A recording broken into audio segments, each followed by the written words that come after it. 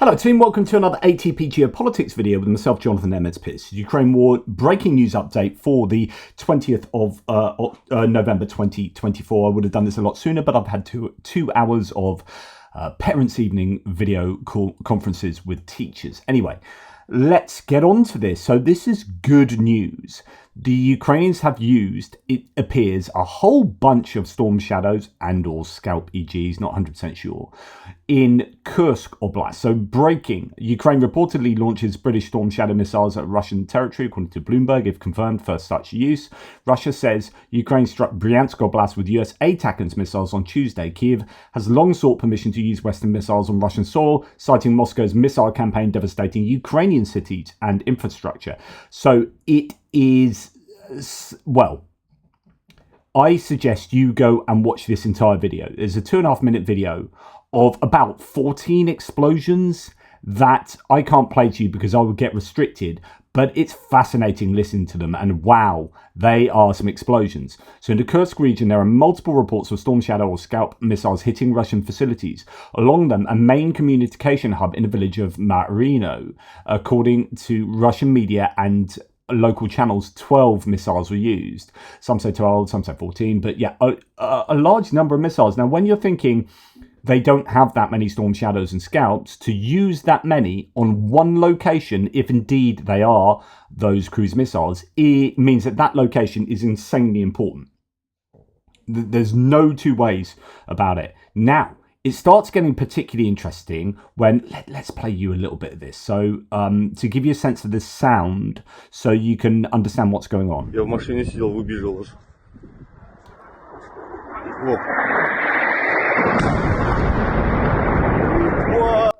So that happens over and over and over and over again. Bang, bang, bang. Now, there is supposedly some aerial footage of this, drone footage of today's Ukrainian strikes with British-made Storm Shadow air-launched cruiser missiles on Russian command posts in the settlement of Marino in Kursk Oblast. I don't know if this is, well, we can actually look at the map in a second, but you can see explosions going off there. Can't really tell too much else from this. Actually, this is a 3-minute video. So there is evidently, this probably is actually those strikes, given the number of strikes you see in this video and the number that you can hear in the one that I've just played you the beginning of. See if there's another few to hit, because there was a gap after the first few. Oh no, there's a cut there. Anyway, more explosions follow. There you go. Yeah, you can see there's some kind of facility there by the looks of it. Anyway, here, massive attack of 12 missiles, presumably British-made Storm Shadows, struck the Russian Kursk region. Russian air defense is not capable of stopping this barrage. Debris on the ground supports the assumption that Storm Shadows were used. Russia's red lines absolutely exposed as nothing more than unserious. Here we have supposed proof that it is a Storm Shadow missile with the imprint there.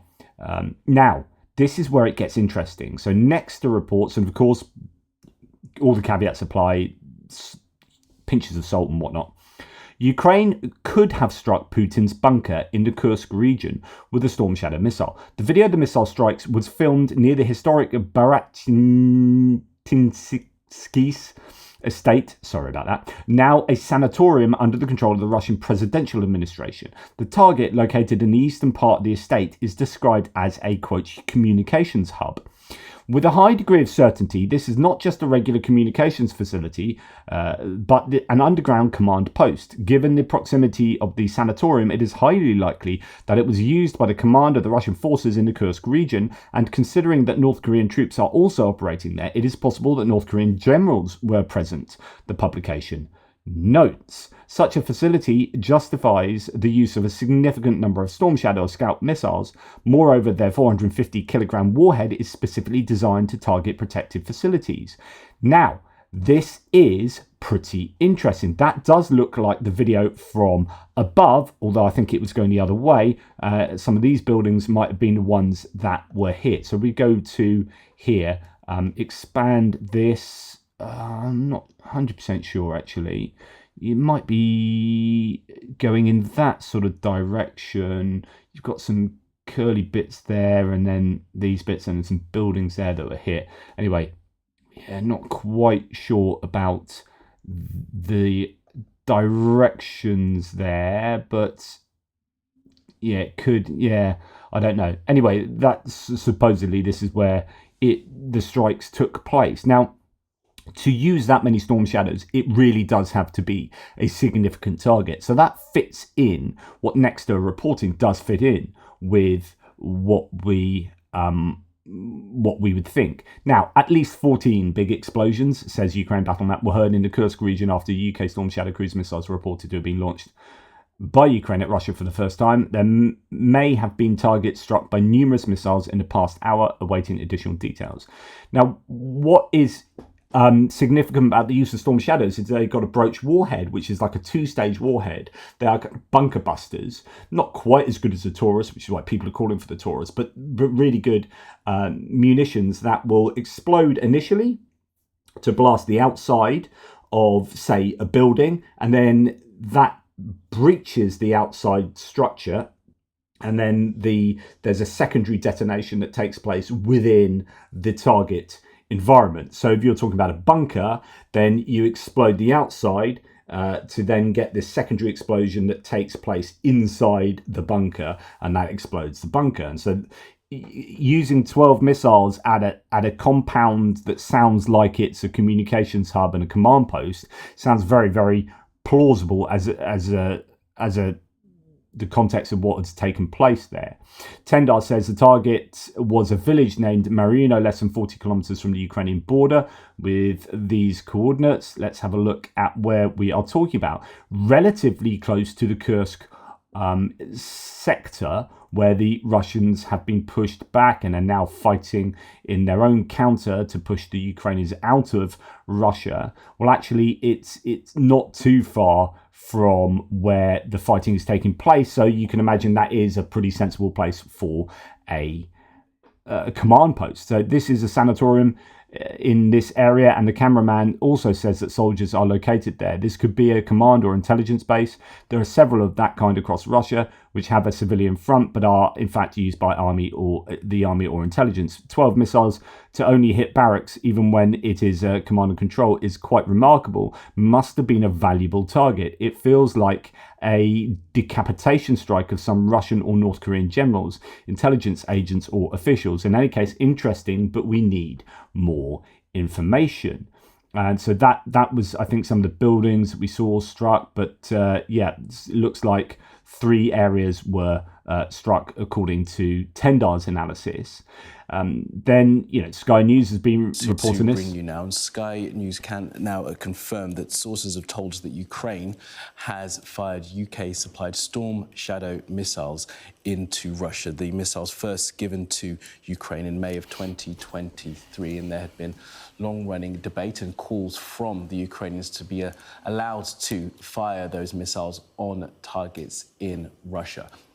Well, after President Joe Biden gave the Ukrainians the license to use US-supplied ATACMS missiles to fire onto Russian targets inside Russia, it now appears, according to the sources that have spoken here to us at Sky News, that this UK-supplied Storm Shadow cruise missile has now been fired by the Ukrainians into Russia for the first time. So I think that is good news for the Ukrainians. They appear to have been given that permission, and many people are saying, yeah, that was always going to happen. It was contingent upon ATACMS being able to be shot into Russia. So as soon as that happened, it gave the green light for SCALP and Storm Shadows. Some people say Storm Shadows were restricted due to the GPS guidance on board the Storm Shadows that needed American permission to be utilized, and so that was what was holding things up. But certainly really good news there, I think, for the Ukrainians. It gives them a greater ability to target really valuable positions inside Russia and use decent warheads to do so. So really, really good news there. I'm just seeing if there's anything that's come out subsequent to that to give us any more information, but it doesn't look so. Just the same data that we've already had and the geolocations of that. But yeah, good news for the Ukrainians. Yeah, that's a better view of where the missiles hit. So that's what we could see behind. That was I think, the direction of the aerial shot when applied to a map. So yeah, anyway, let me know what you think about this in the thread below, and is this potentially a moment where Ukraine can start hitting back at Russia?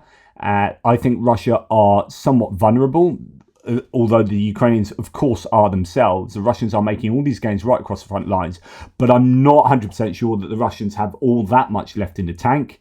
They are taking horrendous losses, and could this be a game changer? I don't think so. I don't think there's nearly enough of these missiles to be used. There was even a claim that they were using Mirage fighters to release some of these potentially, but I'm not sure about that either. So lots of rumors flying around, but no matter what, this is definitely a better day for the Ukrainians than, say, 2 days ago, 3 days ago. We are seeing the Ukrainians have restrictions lifted, and hopefully there's some kind of mission creep where they can start using these outside of Kursk. We've seen ATACMS potentially be using Bryansk, which means that maybe they are not just restricted to Kursk, and if that's the same for Storm Shadows and Scalps, then that's good news for the Ukrainians. Anyway, thanks for watching, take care, and I'll speak to you soon.